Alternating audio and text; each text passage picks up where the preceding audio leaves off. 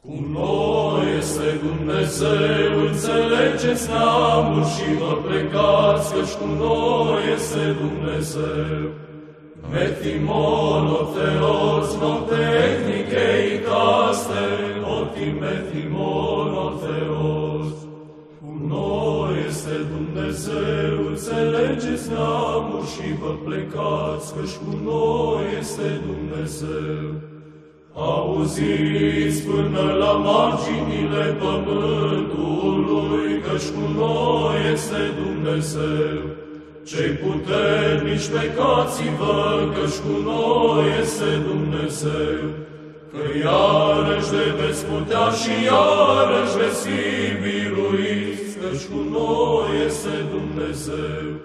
Și orice sfat veți sfătui, risipir va Domnul, căci cu noi este Dumnezeu.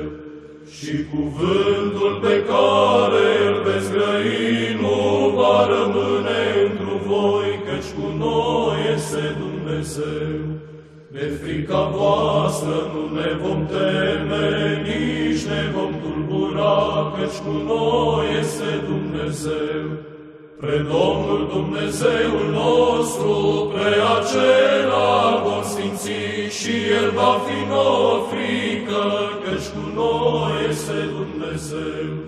Și de voi fi nădăjduindu-mă spre dânsul, va fi mie spre sfințire, căci cu noi este Dumnezeu. Și voi fi nădăjduindu-mă spre dânsul și mă voi mântui prin trânsul, căci cu noi este Dumnezeu.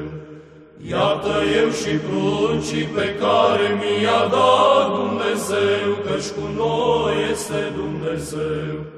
Poporul cel ce umbla într-un întuneric a văzut lumină mare, căci cu noi este Dumnezeu.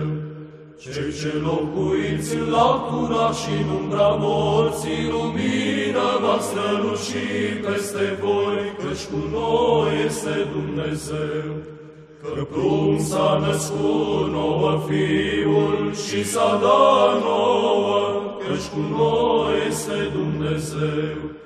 A căruia stăpânire s-a făcut peste umărul lui, căci cu noi este Dumnezeu.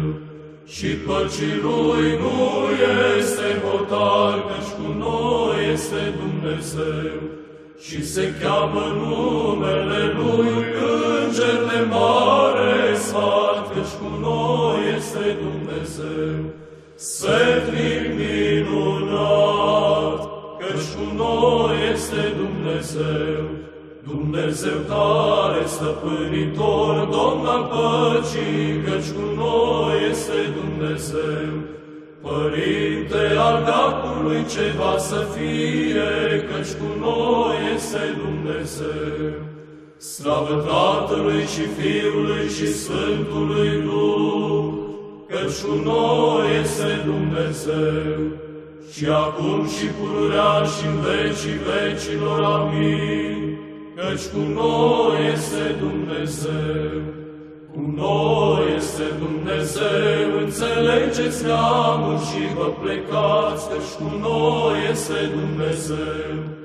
Metimon, Theos, note ethnichei taste, Metimon,